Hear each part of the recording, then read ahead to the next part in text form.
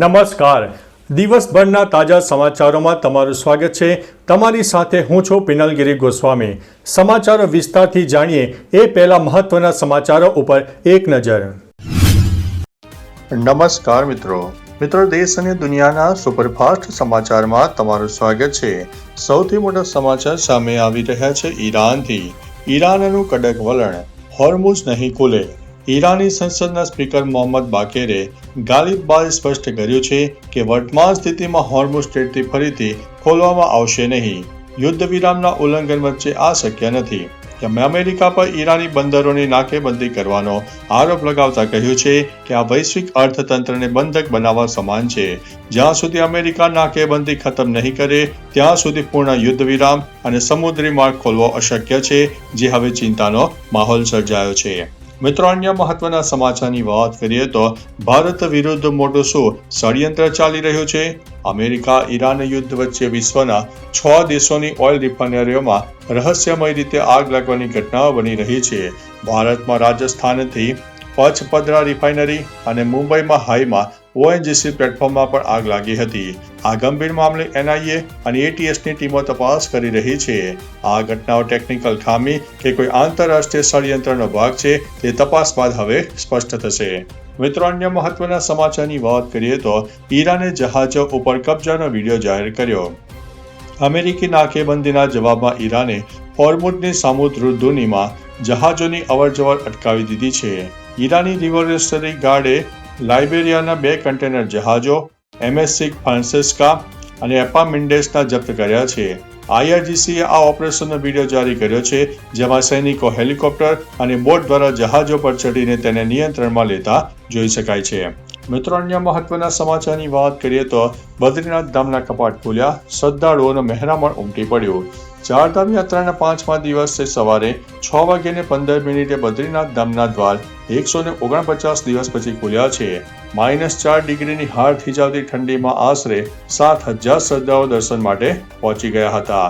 મુખ્યમંત્રીની ઉપસ્થિતિમાં પૂજા વિધિ શરૂ થઈ. ભગવાનને ઓઢાવવામાં આવેલા ધૃત કંબલ એટલે કે ઘીવાળો ધાબળો પરથી આગામી વર્ષનો ફળાદેશ નક્કી થશે. અખંડ જ્યોતિના દર્શન સાથે ભક્તોમાં ભારે ઉત્સાહ પણ જોવા મળ્યો છે. મિત્રો, અન્ય મહત્વના સમાચારની વાત કરીએ તો ક્રૂડ તેલના ભાવમાં 4% વધારો. તેલના ભાવમાં ગુરુવારે લગભગ 4% સુધીનો વધારો નોંધાયો છે.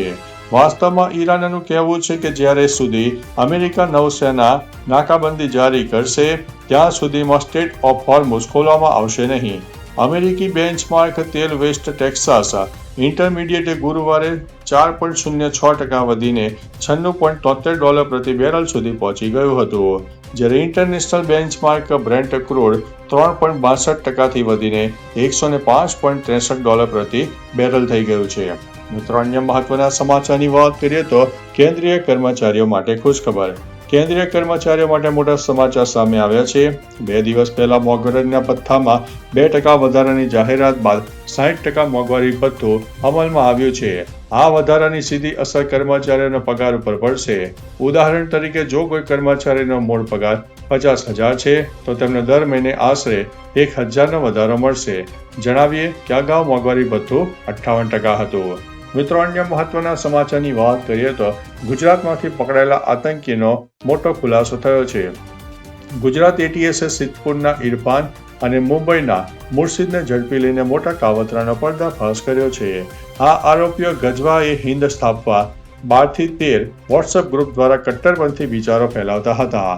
તપાસમાં ખુલાસો થયો છે કે તેઓ દેશના ટોચના નેતાઓ અને RSSના કાર્યકરો પર હુમલાનું આયોજન કરી રહ્યા હતા.